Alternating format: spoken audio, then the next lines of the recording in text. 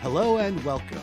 On this week's episode, we cut right to the chase as I graciously accept Arthur's apology as he bows to my superior Spider-Man /Sony /Marvel knowledge. We also get to hear all about San Diego Comic-Con. Not from me, I'm 3,000 miles away, but Arthur was there, boots on the ground, and he's going to tell me all about it. In more things I haven't seen, Arthur's seen Encanto, and he's going to tell me what he thought of this movie. I didn't go because, as a 42-year-old man, buying one ticket to Encanto is incredibly sus. This is your job now. No, my job is to also talk about Chucky, because horror's my wheelhouse, and this series wrapped up with a serious bang. If you like horror and you like child's play, this series was nearly perfect. And finally, we discussed the first 3 episodes making up the first half of Disney Plus's Hawkeye. I think it's the Christmas series we've all been waiting for from Marvel, and by this point, it doesn't disappoint. So join us on...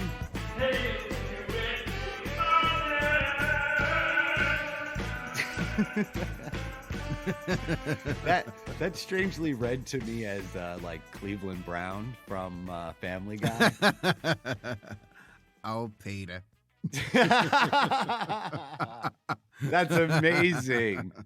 That's amazing. That's really good. You really sound like that, because the voice is actually done by a white guy, which I think he stopped doing the voice because of a lot of people are getting out of that, which is probably a good look. You should go get that job. Oh, I auditioned for it last year. I didn't get it. Oh, of course you did. Yeah, they were auditioning for Cleveland, for Carl, Lou, and Dr. Hibbert last year. Oh, right. And then Kevin Michael Richards got Dr. Carl, or Dr. He got Hibbert. You got Hibbert. And there's this, I forgot the name of the actor that got Carl, but he's a really good Carl. I, however, liked my audition as well. But you might be a little bit biased. But I got to say, that's a pretty good Cleveland Brown from Cleveland Show. Or as my brother calls it, Black Family Guy. Still watch a Black Family Guy? That's funny. Yeah, basically.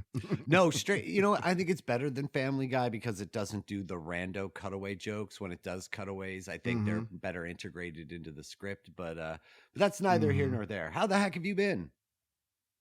Oh, man, just coming from Comic-Con, feeling good, feeling great. Very bizarre experience. Well, I saw the pictures. I mean, it looks bizarre for sure. Yeah, the last 20 years I've been going, you know, like since it's been going since the 70s, it's been in San Diego during the summer, you know? Oh, right. Yeah. Yeah, so that's what made, like, I mean, it had all the makings for what it would become, this super engorged, insanely huge event that it's been for the past 15 years, honestly, at this point. Oh, yeah. Ever since around 2006, 2007, it started getting bigger and bigger and bigger to the point where it had 180,000 people plus every year. And it was a real problem, man. You couldn't move around or anything. You just get burned out. And like, I haven't actually gone in like 5 years.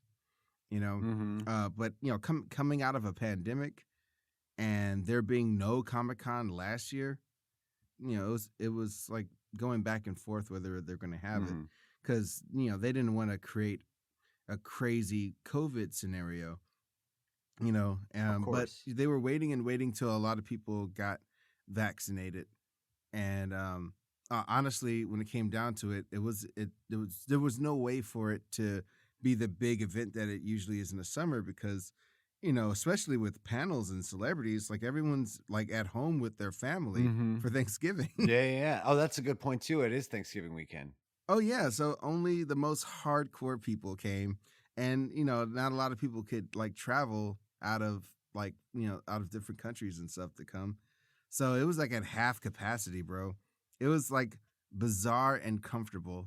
It was a relaxing Comic-Con. So you're saying they might oversell it a little bit every year, that it would be a better experience if it was more like what you experienced this year as far as maneuverability. No, con is what it is. It's everything, like, and the kitchen sink. That's what it's supposed to be, but you can only take so much of it, you know. You go for the panels. I'm talking for myself, you know, because there's other people they will never go a year without going to the con, because you know you get to be around your people and I mean, you like the celebrities and all the panels and getting stuff signed, the prints, like all the merchandise, like it's like a wonderland, but again, there has its detractors. So Sure. all those detractors weren't there, but at the same time, there wasn't any good panels or anything. Well, right, because with the lowered attendance, it's probably not as much of a draw to do high-profile panels. Yeah, Hall H. I haven't seen Hall H ever look the way it did. They just used Hall H for registration. Like that was bizarre. Like that. That's like the first when you first go in there and you see Hall H just completely excavated. You know you're in for a different time at San Diego Comic-Con. Interesting. It was, oh my gosh. And then like I might be wrong, but I didn't see a Marvel or DC booth. Usually they always have like the biggest booth right in the middle of the floor. You would think that goes without saying at Comic-Con. Oh yeah. Oh yeah. Oh, but I do remember Marvel had announced that they were skipping Comic-Con. I don't know specifically DC, but now that you have, the Disney conventions, yeah. In situations like this, there might be a little less impetus to make it to con, especially during this whole COVID thing. But I'm talking about specifically just Marvel Comics booth. Oh, that's a fair point. Yeah, no, you're right. As opposed to the Marvel pictures, just straight up Marvel Comics. That's strange. That's just plain strange. Where is Marvel in DC? And then there was a good quarter of the con that had no booths. They just put more tables there for people to sit and eat and stuff. But it's usually from the end of the con to the other end of the con is just booths everywhere. Right. So that was bizarre. But again, I had a good time. I was passing out information for our podcast. Nice. And for my YouTube channel and just taking pictures. You might have saw my pictures of the sculptures and cosplay. Oh, I saw your pictures. I saw your pictures. Yeah, that's usually what I always go to Comic-Con for anyways, to take pictures of cosplay. I love taking pictures of the creativity, and I love getting gifts for friends. Nah, you just creeping. I know you. I know it. Just finding women in scantily clad fantasy costumes. I was with my daughter. How dare you, sir? I was stop with my telling child. the truth. Stop telling the truth, Tom. Well, no, I mean there were lots of photos of scantily clad men too. So you don't, you know what I mean? You're not focusing in. You just like what you like. I understand. It's nice. Oh, hell I can't wait for the cosplay that's going to come out of Golden Con in Chicago in April. Have you heard of this? Do you know what this is? This is going to be the first ever Golden Girls convention. They're having a designated Golden Girls convention in Chicago, which is one of my favorite cities. I'm in Chicago every year. And it's going to be in like April of next year or something. But I saw a little blurb of this earlier, and all your con talk reminded me of that. A Golden Girl convention. So there's going to be there's hot cosplay to go around, I guess. Oh man, I know Blanche was, the more overtly sexual one, but don't sleep on B. Arthur. Oh heck yeah, man. Yeah, the way she would bite her fist, Oh, that's right. Oh, you're going to be biting your fist. You're going to be biting your fist when we talk about the next story that I happened to catch while I was poking around the news. So why don't you lead our friends in to what we're talking about next? It's something to do with Spider-Man, and I can't quite remember the rest of it. Would you remind me what it is? Oh my God. So on a very, very minimal occasion, Tom finds himself to actually be right about something. Backhanded? Really? I'm trying to be magnanimous here. And you lead in like that shit? All right, I'm taking over. So Arthur felt like he could just say that this was it for Tom Holland in the Marvel universe. He says, Spider-Man cartoon that's coming out is like Marvel's swan song to Tom Holland. They had all these negotiations. They've already announced it. It's a done deal. He's going to Sony. It's going to be Spider-Man and Venom and Morbius, and they're not going to play with any of the Marvel toys. I said it begrudgingly. No, you weren't happy about it, but you were reporting this as fact. And those of you who have listened to previous episodes, if this isn't your first episode, I sit there through the conversation and just give a casual nope every couple of seconds. And the reason I did that is not because I have any kind of firsthand insider knowledge. It's not because I'm some kind of secret industry person. It's because I know that people like money. And that's why Arthur's story didn't make any sense to me. Because when you have a machine that prints money, you don't just change the machine. You don't go in and start tinkering. You don't want to be the executive who ruined the cash cow, not to mix metaphors. But I knew that nobody in their right mind would break this up, that it's too profitable and been too well critically received to go and mess with it. You don't mess with the money printing machine. Arthur said he had some info that maybe this wasn't going to be the case, but I just didn't believe it. He's loving this. He's loving this. So Pascal came out and, Who's Amy Pascal? Who, Tom? Pascal, she runs Sony Pictures. She does run Sony Pictures. Sorry, that was for our listeners, Arthur. Tommy! So basically, Amy did the right thing, and she's gonna let Marvel make another trio of trilogies, which is the right thing. I otherwise before thought they were going to just take Spider-Man for themselves again, but I'm just glad that Amy's making the right decision, and I'm glad that I was wrong for once. And, you narcissistic ass. Nobody is broken up until they are broken up. And you were declaring that was fact. And I was like, it's all rumor. It's all rumor. Stop reporting rumors fact. Stop doing that. It ain't done till it's done. I don't believe it. Nobody's going to take the cash machine and just shake it up and drop it on the floor. You just wouldn't do it. So here we are. I just wanted to take that moment. So if you like Spider-Man in the Marvelverse, then breathe easy. Take what Arthur says on the subject with a grain of salt. I'm sorry, dear listener, that I have to come in here and just do these retractions when necessary. But that's my burden, and I'll bear it. And I'll bear it. He's loving it. I know. Now, what you weren't wrong about though was getting on that JoJo's Bizarre Adventure. Stone Ocean. Yes, that train. That's a good train to be on. You're on that train, aren't you, Arthur? I am. I play Loco Barocco and Charlotte on the like highly anticipated new season of JoJo's Bizarre Adventure. It's really exciting because it's like such a huge fan base, and the character is hilarious and very memorable. It's a very wily character for sure. Oh yeah. That's on Netflix right now. It came out December 1st. That is number 6 on Netflix overall right now, and number 1 in Japan. And it so hotly anticipated is an understatement. That thing is steamrolling on Netflix. So good for you for getting on that damn show. Oh yeah. Kira Buckland, who plays Jolene on that show, the main character. She's actually trying to get me some steam on Twitter right now for like me and my gigantic massive amount of followers that is at 6 right now. 6 followers on Twitter.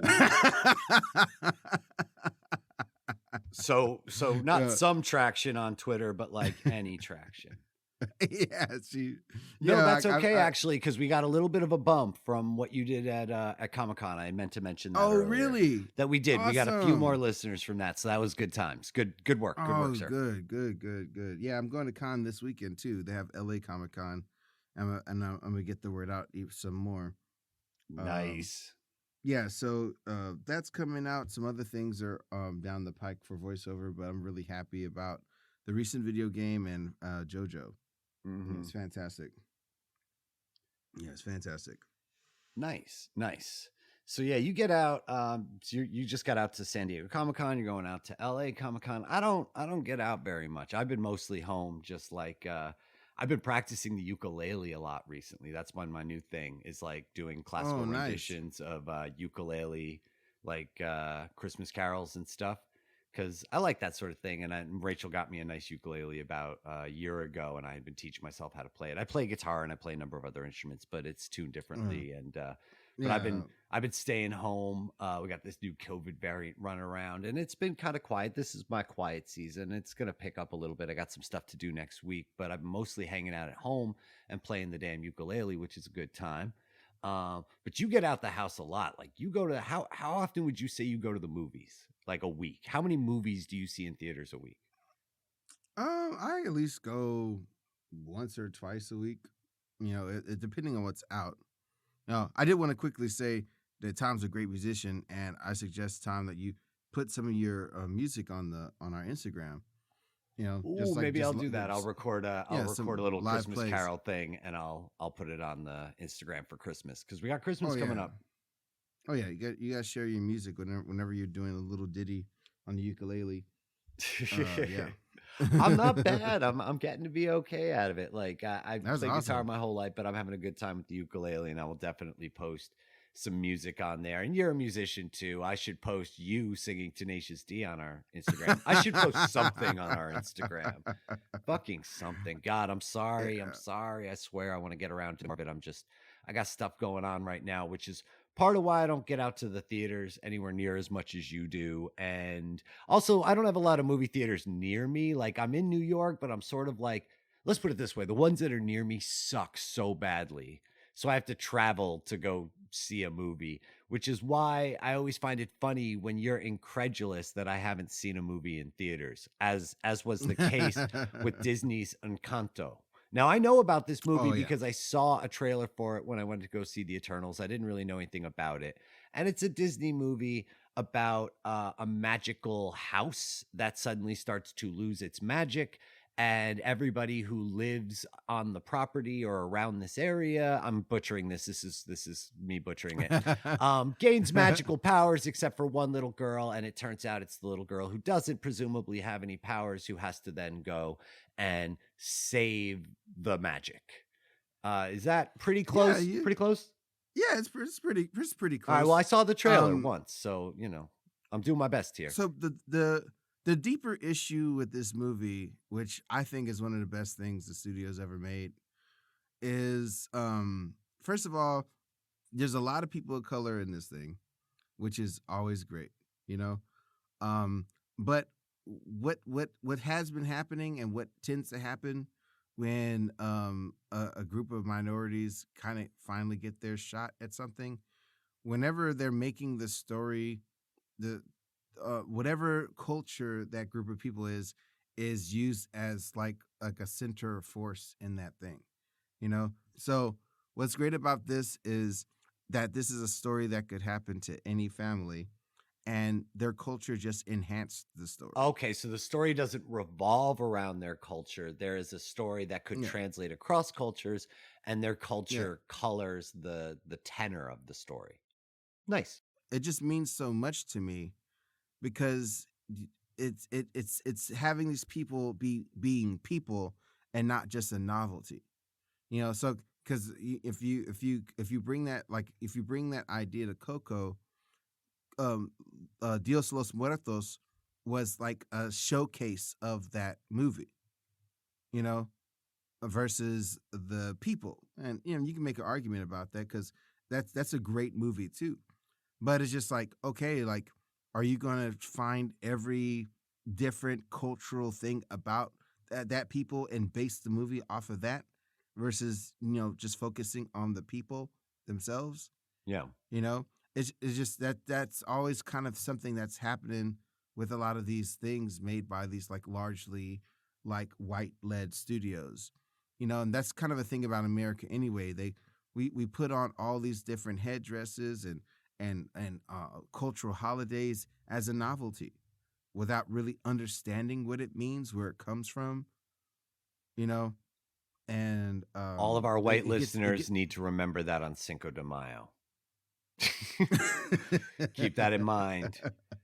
Oh, and our non-Latin Black listeners as well. You're not exempt from this either. Mhm. Yeah. Yeah, so I mean, that's all I'm saying is that's something that this by and large has happened in this country, and it led to a bunch of different narrative that it's because oh, it's fine, it's great. They finally get to actually show them, but it's just like there's this dimensional aspects that's like that leaves you going away with it without you really connecting with them on a human level, you know. So that's I felt like that was such a beautiful thing in this story because it's a story about family and it doesn't have like the traditional princess tropes. They've been kind of stepping away from that already, you know, in the Disney Yeah, movies. yeah. But they go even further with it with like having this girl that isn't like the model or the top woman or the top girl or the most gorgeous person or like all those kind of normative things that you have in movies.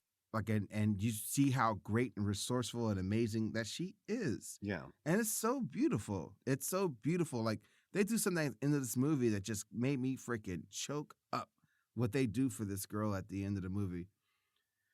Oh, it meant so much, man, especially with my daughter being able to see stuff like this. So you went with your daughter. Now you went twice. What made you go a second time? It was just so good. Okay. There you go. That's a good answer. Lin-Manuel Miranda did the music. The set pieces are great. The animation is fantastic. The setting, the comedy of the movie is so good. I took Daphne twice. Oh, so you didn't go on your own then one of those times. Look, I have no problem going on my own. I would feel weird. I would feel weird going at like 4 o'clock in the afternoon and like, one, please. Like, excuse me, sir, you have to leave. I'm a lover. I'm a lover of cinema as long as it's something I'm interested in. I know. Yeah, so it's just you're more inherently friendly looking than I am anyway. I have like a beard and I wear a baseball cap and I wear a lot of black. I already look suspect. You would think that, but like people hold their purse when they're next to me in an elevator all the time. Oh no, I mean I'm still white. Come on. Yeah, there's that. But I mean you take that away, you are way friendlier. I wear a leather jacket. It's not good. Yeah. When you get to know me. No, if I were the same color as you, I'd be boned. Jesus Christ. This is all tongue-in-cheek satire, people. It's okay here. It's okay. This is a safe space to say terrible things. The duality of safe spaces. That's so telling. So telling of this time. That really innocuous thing you said is like a lightning bolt. So just don't take it out of context. That's all. It's perfectly fine in context, but if you take what I just said out of context, then yeah, it sounds terrible. As do a lot of things. Wear my color, there's my shadow. Oh, I mean, I edit Frank Sinatra. I edit this whole episode in Audition. I can make you say any awful thing I want. Just change up the order and you would sound horrendous. I mean, worse than we do now. But I'm glad that you get to share that with your daughter as opposed to being a creep. Oh yeah. On the note of that schmaltzy emotional story, I wanted to go back to the Comic-Con real quick because I forgot to tell the story. So RJ McCaslin is a makeup artist for S.H.I.E.L.D., the Marvel show. Now, S.H.I.E.L.D., did you ever watch S.H.I.E.L.D., Tom? Agents of S.H.I.E.L.D., I saw a few episodes here and there, but I'm embarrassed to say I did not get into it. Yeah, a lot of people, that's like a lot of people's story. And it sucks. It sucks because that show was really good, you know?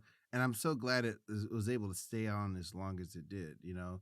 Because every new season, I was so happy that like they were able to last, you know? I have good intentions on going back and watching it. I heard that they introduced a bunch of fun characters that I like. It just felt like I got in late and then there was so much homework to get caught up. And I just was like, I'll do it later, much like high school.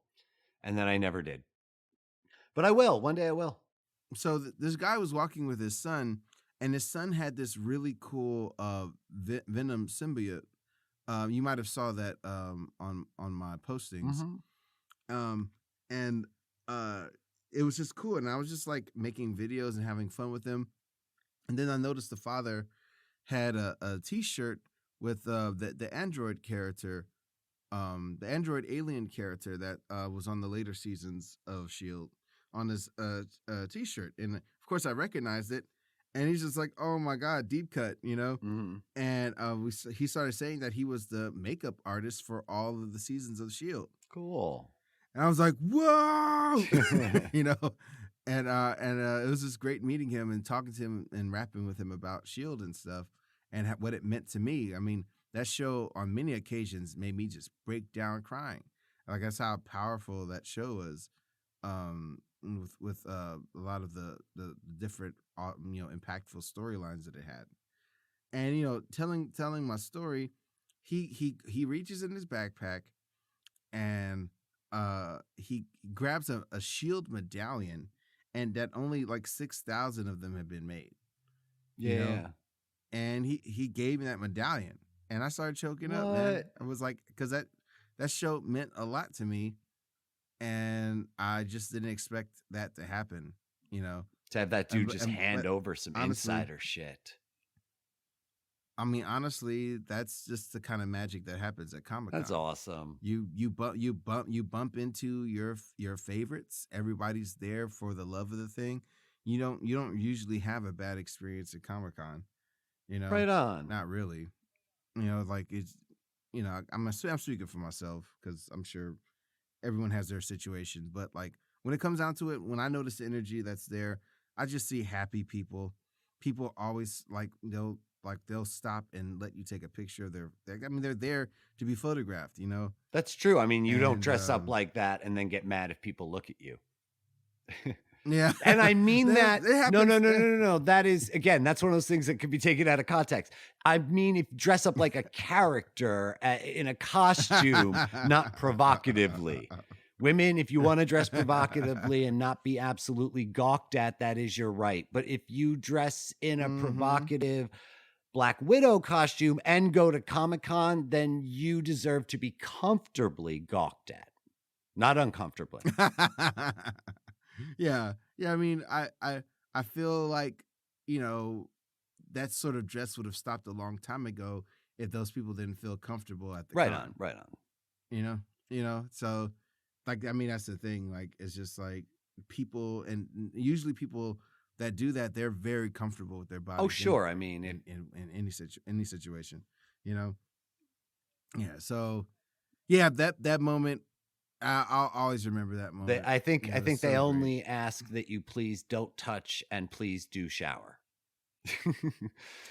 No, they're not strong in the shower thing at Comic-Con. That's what I mean as far as the cosplay artists who pose for pictures and pose with fans. They're like, don't touch and please shower. Yeah. I've never been to Comic-Con, but that's the joke that I always get from people is like, it's a lot of humans in a building, and sometimes it can stink a little bit. The wave of armpit smell when there's over 180,000 people, and you're like in close quarters. That's horrible.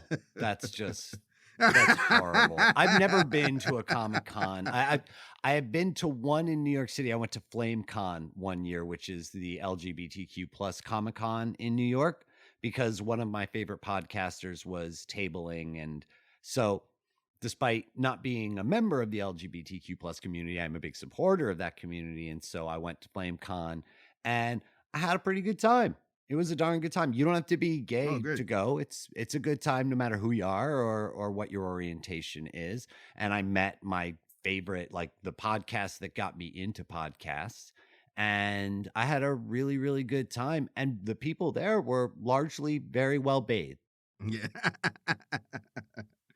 I didn't have a lot of experience because I had heard like the BO jokes and all that other stuff. And I was prepared when I got there. Largely not so bad, although relative scale between FlameCon and Comic-Con cannot be compared even remotely. So that probably helped as well. Fewer humans.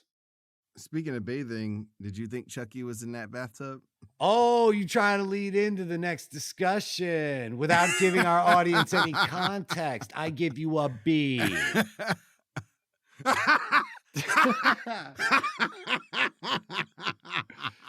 What the fuck kind of show you running around here? I swear. It applied, and it's relevant in the final episode. That's a heck of a jump, sir, but I'm going to allow it. Yes, I did think Chucky was in the bathtub. I really sincerely did. Oh my God, we're going to get into it. And if you haven't seen Chucky and you haven't seen the finale of Chucky, we're going to spoil it. I mean, how could we not, right? We have to. Yeah. It's too crazy. It's too crazy. And again, it reasserts its fucking meanness at the end. Its mean-spiritedness is only just the final nail in the coffin, is the most awful and ugly one of all. And God love them for having the guts to go that hard. And they do. Mm-hmm. Man, this shit was dark. Oh, yeah. So many orphans. Yeah. So many orphans. Yeah. I think that might even be the title of this episode.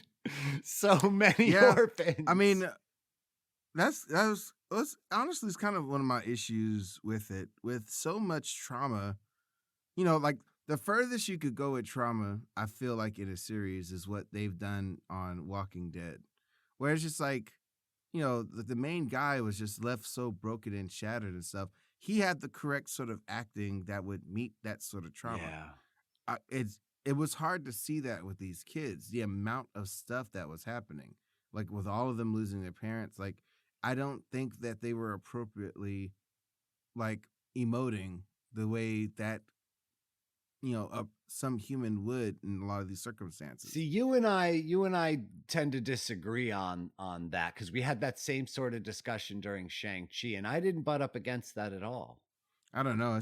It's fast though. The story goes by so quickly. There's almost no time for them to process it. And I would argue that Devin has a very appropriate emotional response to a lot of this stuff.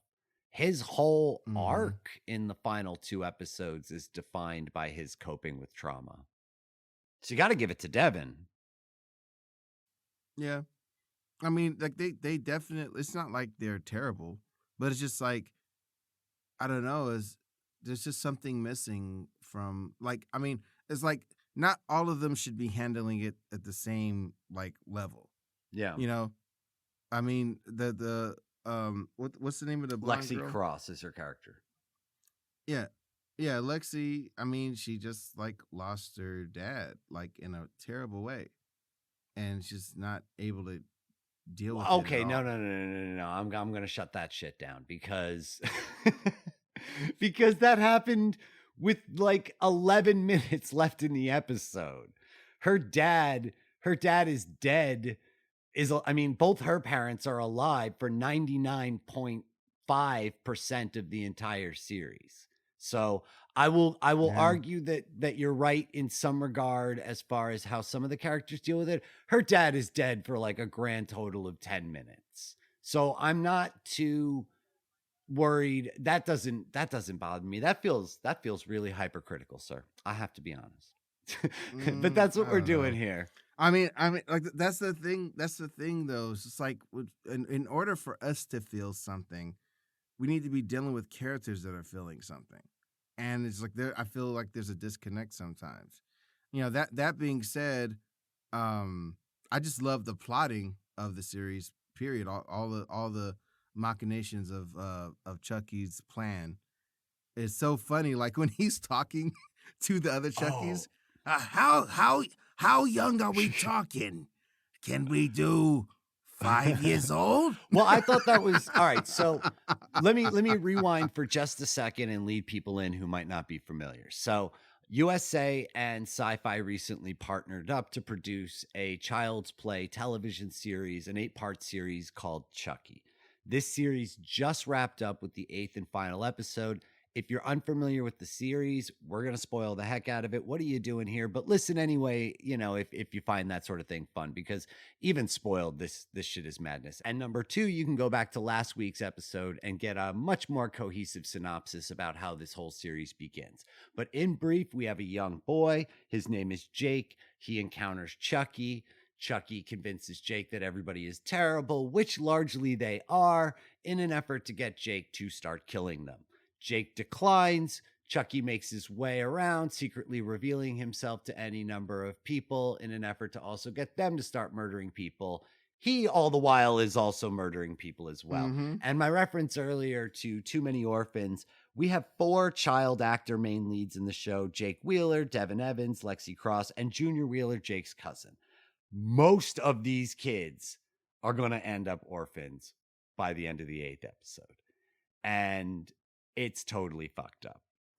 It's unbelievably fucked up. All right, so there you go. So there's the lead in to where we are. And so what ultimately happens is Chucky, by getting one of these children to commit murder, has completed a voodoo ritual that has allowed him to split his soul into a veritable army of Chucky dolls that are all him. So he is now, by the end of the episode, 72, if I get the count right, 72 Chuckies. Oh my God. I know.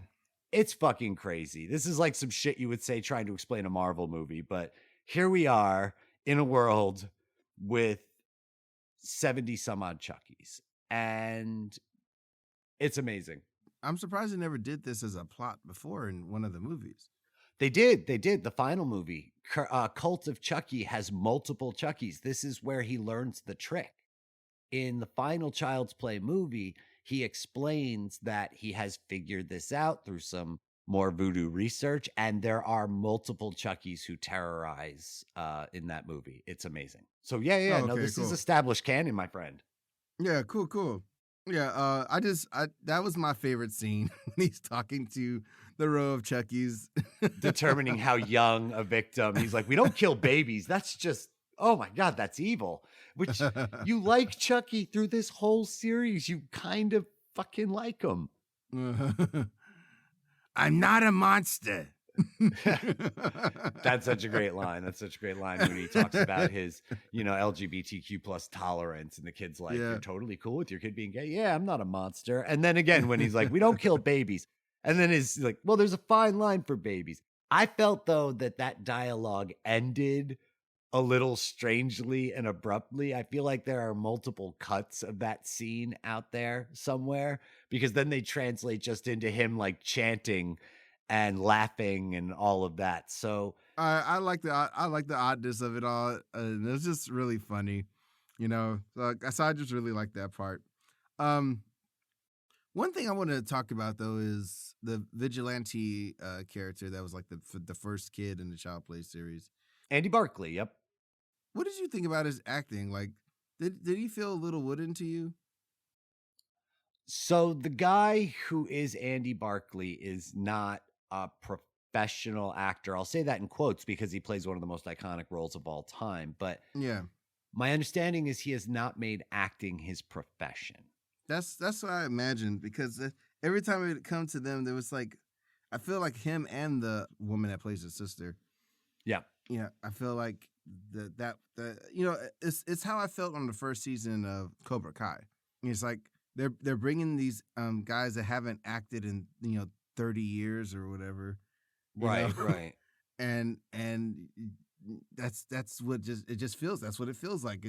It's cool for the nostalgia bump, to actually bring back That's why you're doing person. it. Yeah. Right. That's Andy Barclay all grown up. Oh my God. Yeah, that's what you're in it for. But I couldn't read his intentions sometimes because of it. Like, I don't know what his reaction is at the end when the Jennifer Tilly puppet is in the truck with him at the end. Yeah. It's a little weird. And but that was such a great cliffhanger. And I feel like they must have like filmed 2 different endings depending on whether they got picked up for a season 2 or not. I feel like they had to, because there is so much stuff at the end of the final episode that just makes it the first episode of season 2. where I want to know where this army of Chuckies is going. Holy shit, we now have 2 Jennifer Tillys running around.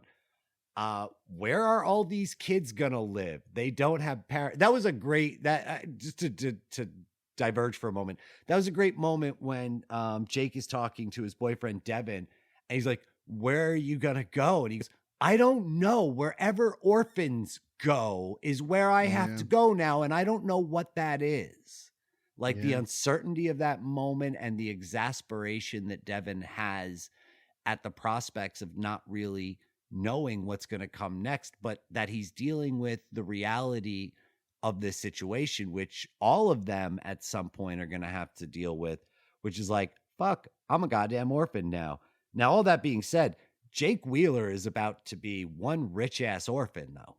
All things being, because he's going to inherit like 2 full estates within the matter of 7 days. He now owns 2 houses in that town, plus his rich aunt and uncle's entire life insurance policies and estate. That's crazy. Zach Wheeler, rich as hell.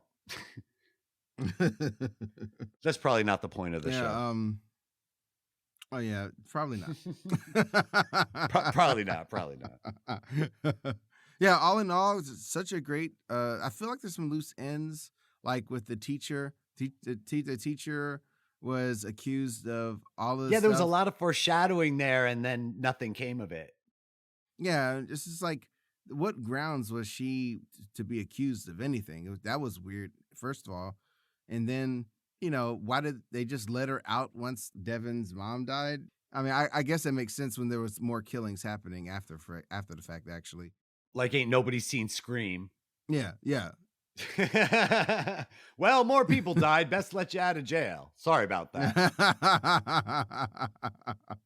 Yeah, but it's just like they're there at the graveyard at the end, all the trio of kids, and then the teacher's there watching them. Like, what's happening? What's happening? Those little things. But I loved the intro again, like when they showed like all the Chuckies in their boxes. Oh yeah, these intros are they're killer. gorgeous. They are just gorgeous. I mean, artistically, like, creatively, this entire series was beyond reproach. It looked so expensive, and all of the puppets looked so good. There were a handful of scenes where it was a little kid running around from behind, and you could definitely see that. That's the magic. That's the magic of Chucky. But you forgive that handful of occasions with the sheer quality that they throw at you through this whole series. So that's where I'm going to leave it. I think it's incredibly well made and definitely worth a watch. And you can binge the shit out of this right now. It's finished. Go watch it and get ready for season 2. It's going to be even more insane. Oh yeah. Is that it? No, that ain't it. We got 3 whole episodes of Hawkeye. And I don't think we have to get too crazy on this because we're going to pick this apart at least a few more times before the series wraps up. But damn, this is a good time. It's really good.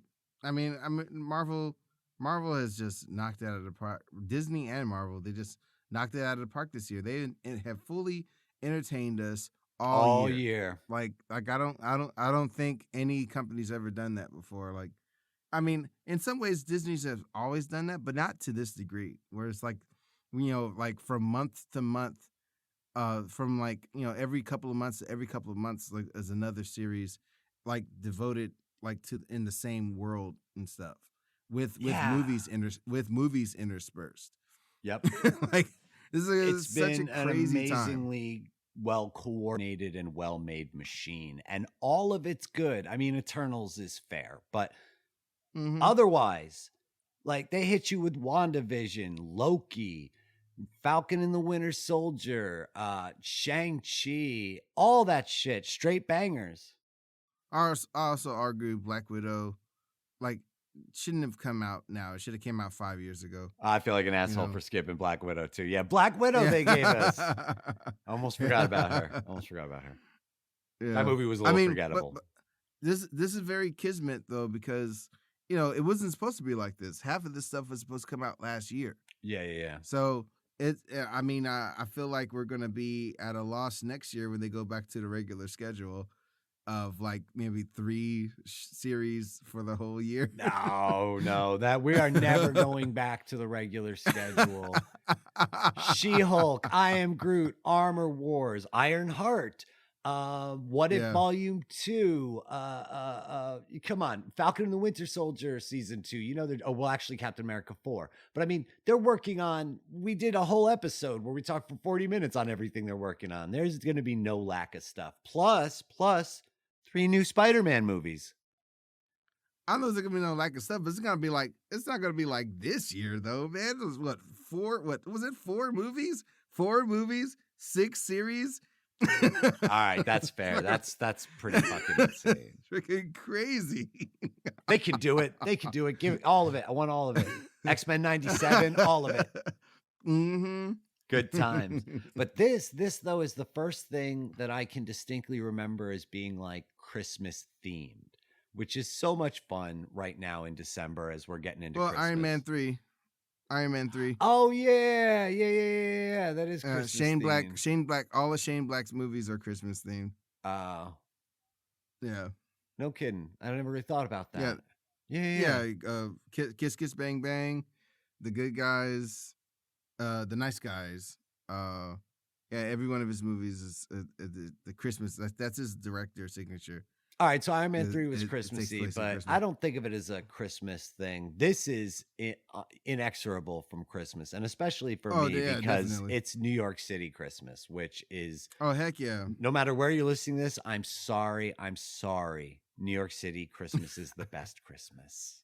I have to agree. I've really never had Christmas in New York. Oh, but like, God, it's just based off of movies alone, Home Alone, you know, like... I mean, there's a reason why it's always in New York. It's perfect. It really is. New York being the cinematic character that it's been, like whenever you see it draped in Christmas, is like you wish you're there, you know? I'll tell you the best thing. One of the things that doesn't really come across in movies, but as somebody who lives here, that's like one of the best things about New York and Christmas and all this other stuff is right after a really heavy snowfall, that the city is quiet in a way that it never is. Now, all of that snow is going to be plowed into the most disgusting slush you have ever seen in your life. But there's a window there of about a few hours where it is magical. And that's the part that they don't tell you in the Christmas movies is people get electrocuted stepping into puddles in New York City all the time and die. That happens. My God. That beautiful snowfall turns to gray slush and ice so fast, and you just hate it so much, and you're stepping over it to cross the street. But there's a time where it's just flatly magical. Rockefeller Center, the giant tree, the ice skating rink, the whole thing of it. If you can go to New York at Christmas someday, fucking do it. It really is just that good. Mm-hmm. Yeah, I just have all my cinematic memories, like, so it's always been vicarious. But like, you know, like I can't not picture New York whenever I hear like any like famous Christmas song. Yeah. Ding dong, ding. Yeah, dong. you're like, that's ringing out over Grand Central Terminal. I know right now that's definitely at Grand Central Terminal. You know? Heck yeah, man. So there is something so great about the setting most of wonderful time of the year. You see Macy's in New York? That's it. And so this show really does capture it beautifully. It sets such a great, like, whimsical tone to contrast against the musical. Oh, talk about whimsical tone. That was almost painful to watch. I can do this all day. That was almost actively painful. Like, you are feeling Jeremy Renner's discomfort as he has to sit there and watch that noise. Bro, you got to hear the full song. They have the full song on YouTube. Oh my God, no, I don't. I really don't. And Ant-Man wasn't there, damn it. You're anachronistic plays. But it was a great way to contrast how society will gloss over and monetize this dude's fucking trauma. You know, he's sitting there watching this, and this is like a heroic tale. And all he can think of from that time is what that tale cost him. And I think Jeremy Renner does an excellent job of quietly expressing that feeling. I don't, I know you always think people underplay trauma. How do you feel explaining his trauma here? Do you feel it's well represented? Dude, Oscar nominated actor. Like Renner, like, dude, he's great. Like, I love seeing him in all of his dad scenes because he's such a real dad. Yeah. You know, he's not playing it like schmaltzy. Right. He's playing Hey it like there, a sport. real dad. Yep. Oh, yeah. And also while trying to like forget all of the craziness that his life has been. Like he went 5 years thinking that he was never going to get his family again and turned into this crazy murderer, you know? So, you know, you could feel that there's a little bit of like this like like manic energy. Yeah, there's conflict. Yeah, this manic energy that's attached to it too. And of course, like you get to now we get to take a closer look at the man. You see, like with his hearing damage because of all of the situations he's been in. You know, he's just a regular man. You know, he's just a regular man, and it's the right type of ailment to give a character like this. And he does suffer from that in the comics. Oh yeah, and let's talk about Kate Bishop, man. Oh my God, like, she knocks it out of the park.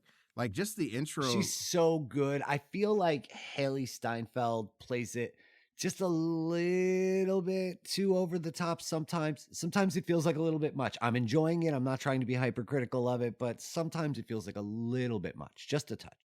So I saw what they did. So there's two kind of characterizations of the character. There was the Matt Fraction version of the character, and there was the Young Avengers version of the character when she first showed up. Gets introduced, yeah. And yes, so in the Matt Fraction, she's way more aloof and a rich girl. Mm-hmm. You know, in the Matt Fraction, she's like this upstart who wants to be a leader of the Avengers. Mm-hmm. So they adopted more of that, because it just makes more sense with the aloof quality that Renner brings. Because in the comics, Hawkeye is more like he's more like a daredevil, right? You know, in the comics. So I think they did the right sort of characterization. You know, her being like this fangirl, and like her being especially being the kid, the wide-eyed, bushy-tailed, would be what's that word? Your teammate, your young teammate, sidekick. Like, yeah, sidekick. Would be sidekick. Yeah. So yeah, she's fantastic in all of her scenes. I do not like the fight choreography where the whoever is the guy that the hero's fighting against is not having the full motivation that I'm gonna kill this person. Like they'll do a punch and they're like waiting for the next fight move to happen. Yeah. I can't stand that. So what happened was there was good fight choreography, and then there was that sort of fight choreography that would take me out of it. Little inconsistent. Especially for her first scene. But then the action just gets better and better and better, culminating in episode 3's freaking car chase. Oh my God. Let's not get there yet. Because we still need to talk about Vera Farmiga and the mustachioed man and Armand and oh my God, there's so much. I know it's exciting, but like, I want to just give it up to Vera. Yes. First of all, of course we know Vera is of course the villain. It's like there's just no question about it. They made her new man the most red herring of the most red herring. Tony Dalton's Jack how's his last name pronounced? Duquesne? Yeah, something like that. Jack, her new husband to be soon, Jack. Yeah, but there's so many subtle things that they've been doing, subtle and not so subtle. Yeah. So the first thing is when we meet Kate's mom. She's having an argument with her dad about money issues, and you get to see the real her in different, like, kind of in flex and like in tiny moments. Like, for instance, when she finally does talk to Kate, she's like, "Oh, watch this," and she like throws the thing up and eats it. She catches something with her mouth. Yeah, she pops a raspberry in the air and catches it. Yeah, so something that looks like, oh, that's a regular parent thing, it's still like she did it with a very crazy kind of confidence and skill.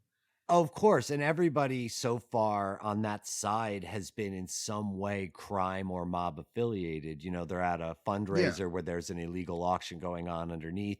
How did she come to meet a guy and become engaged to a mobster whose uncle is also some form of mobster? So, yeah, Vera Farminga's in this. That's Kingpin's hotel. That was his same hotel in Daredevil. Oh, is that right? That's good times. Nice. Yeah. So the Yeah. the party is being held at Kingpin's hotel. Well, there you go. So they're Yeah. all clearly connected in some way. And just like when she's being threatened by Armand in the back room. So she has some sort of criminal activity going on as well. We don't know to what degree, but it would seem pretty obvious. But this is how duplicitous she is. Like, because the Duquesne, like, specifically says, I have powerful friends too. You know? So when she comes out of that meeting and Haley's just completely being in denial about her mom immediately plays it off. Like, I don't know what this issue is. Yeah, right. Like, oh my God. Like, you just heard two mobsters talking mob shit, and one of them's your mom. She comes out, oh, that was just the strangest thing. I don't know. Wow. Weird, huh? Anyway, I'll see you back at the party. And that answer largely flies until, Kate goes down and starts investigating what's going on and sees an illegal auction. The illegal auction has some of Ronan's items. Oh, that was a great scene. Just the larger world implication of cleaning up the wreckage. You're going to find some cool, weird stuff sometimes. Same thing as Spider-Man. Yeah, where's the Vulture? Yeah, exactly.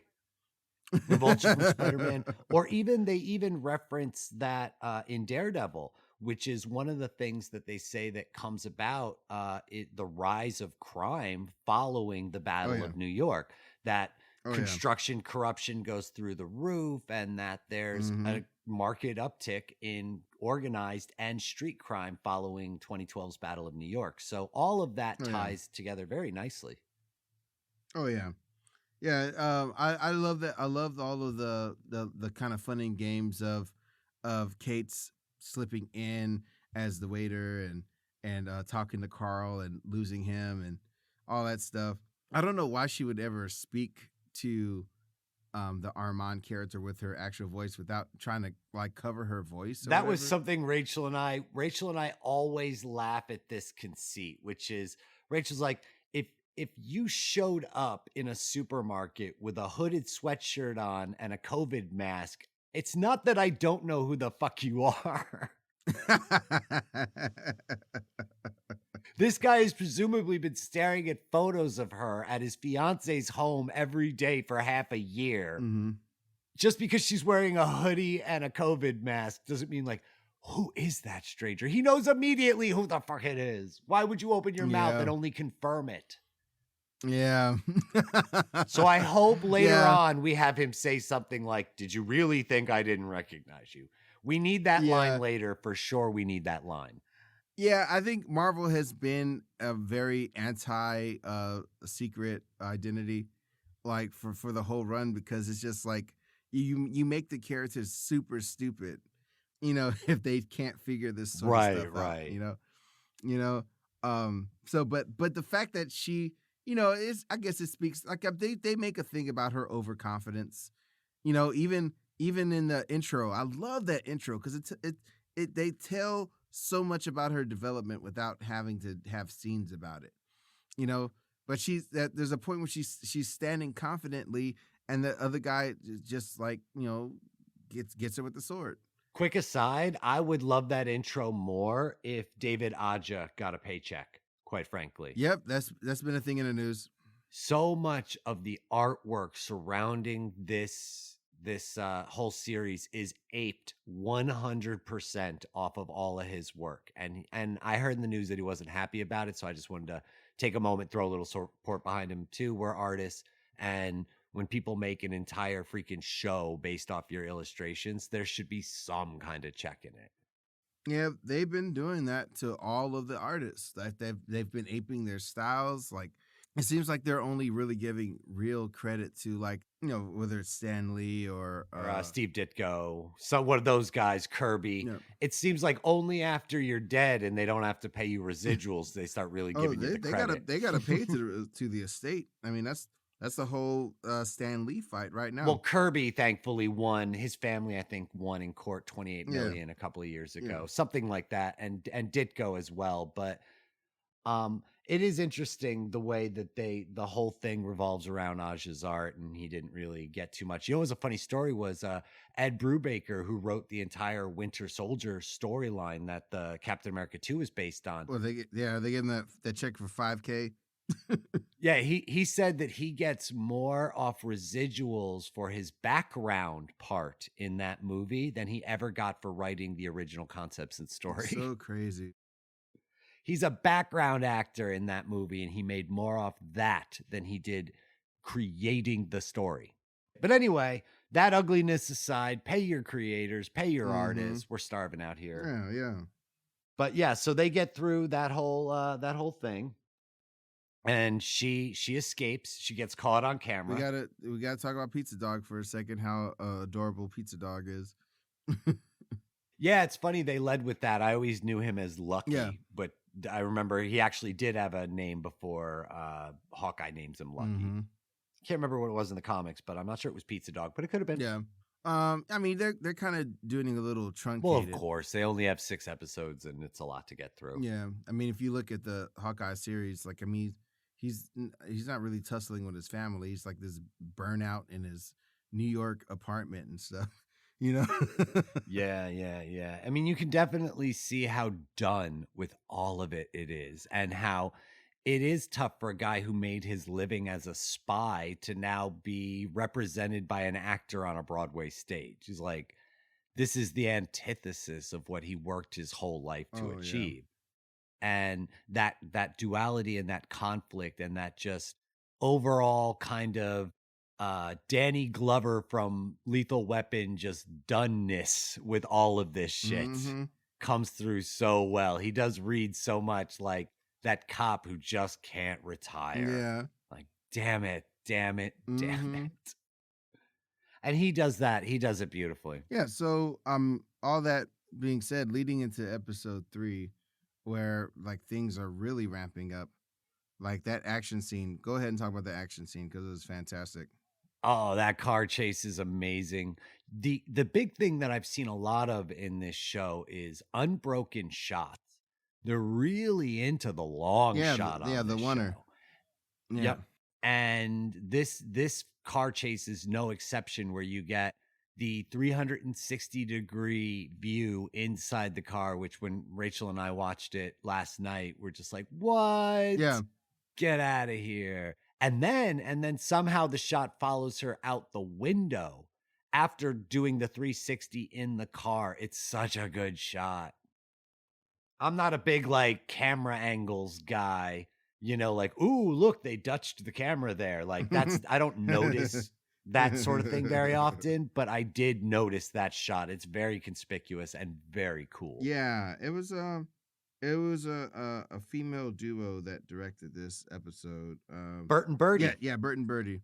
They did Troop Zero. They did Kidding. Most recently, they did the Grant. But they're typically a writing and directing. Yeah, they kicked so much ass on this episode, especially when we got to see the Pym arrow.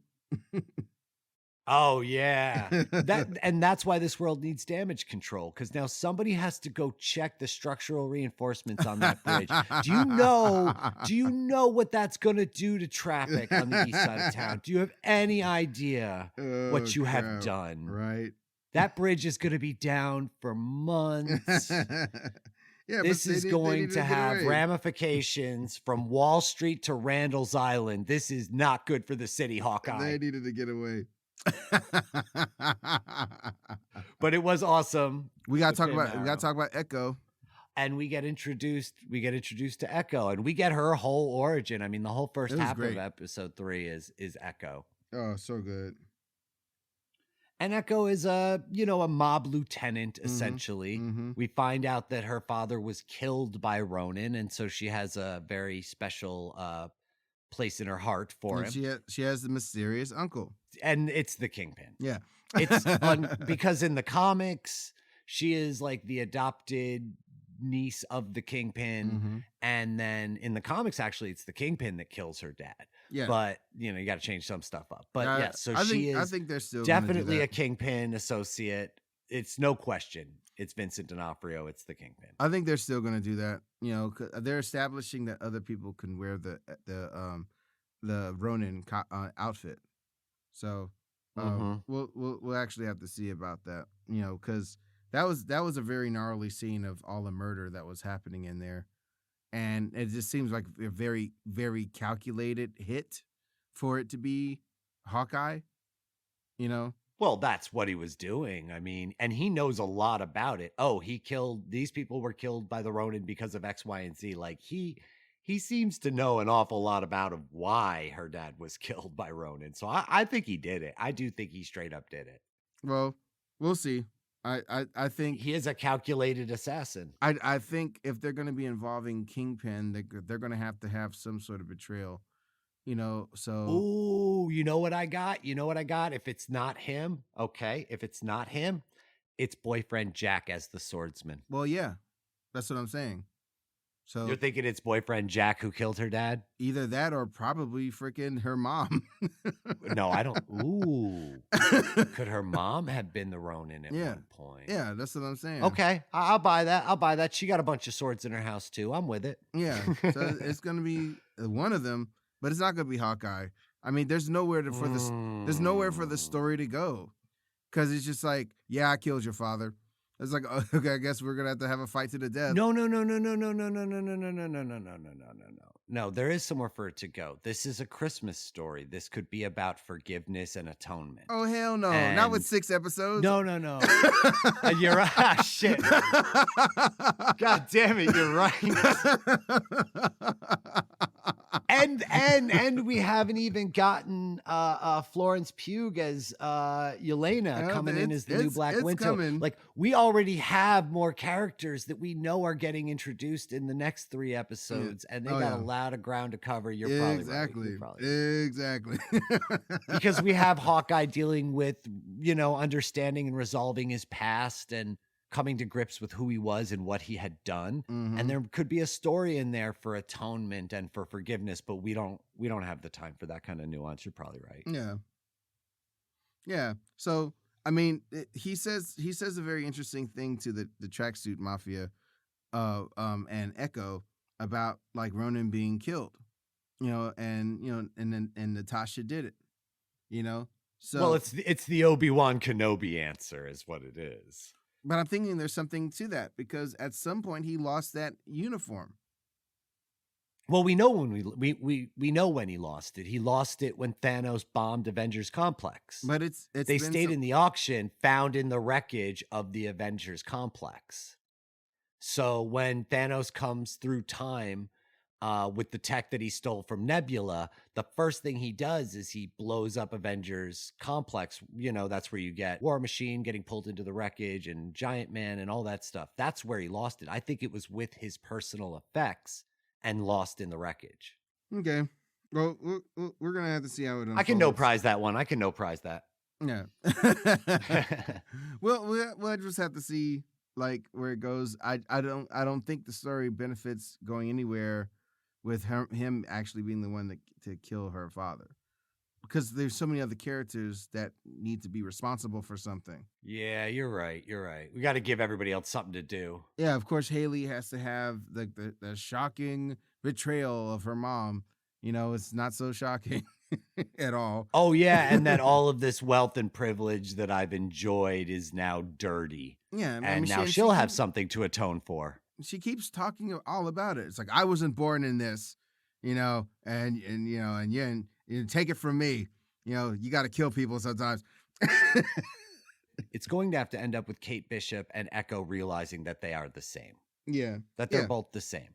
That they are the children of mobsters brought up and trained to do the work. And we end the third episode with new husband Jack holding the Ronin sword to Hawkeye's neck. Although we don't get a moment where they meet eyes, I think we are going to find out at the start of episode 4 that they fucking know each other. Okay. Yeah, I mean, he in the comics, he's actually the swordsman. He's a villain. Right, the guy who trained Hawkeye in sword play. Hawkeye has various teachers and masters when it comes to the different disciplines that he excels in, and the swordsman, which is, you know, very much a Silver Age generic comic book name, is the one who trained Hawkeye, Clint Barton, in how to use the sword. So it'll be fun to bring them together. Although that's one hell of a coincidence that the girl who sees Hawkeye fighting in the Battle of New York grows up to become maybe the world's best archer, whose stepdad happens to be the guy who trained the guy she idolized that she saw by chance when she was 9. Ooh, that's stretchy. Damn that shit. But you know what? It sounds like a comic book to me. That shit sounds like any storyline you're going to hear in any damn comic book. It gets way weirder than that all the time. All the time it's weirder than that. Now, people want to get a little bit weird with you, Arthur, and I recommend that they do. Where are they going to find you? Oh, that's very lurid. Oh, yeah, no, I leaned in on the mic and did my sexy voice. Where you finding Arthur? You can find me at my website, arthurromeo.live. You could please interact with our Instagram page for Tales to Admonish. And also, I have a couple other pages on there.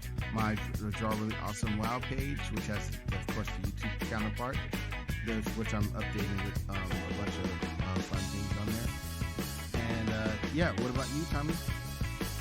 Oh, well, you can find me in the usual places, dark alleys and CD bars. But when you're not there, you can find me on Instagram, typically at thomas.olton. Or you can find, of course, our Instagram at tails_2_admonish.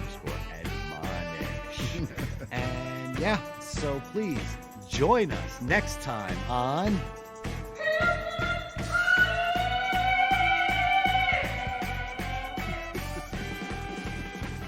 I could hear you clipping your mic from here. I don't even have to see what you just did. I know that is going to blow the freaking range for the whole recording, and you should be ashamed of yourself. Thanks for coming, people. Jesus. Bye.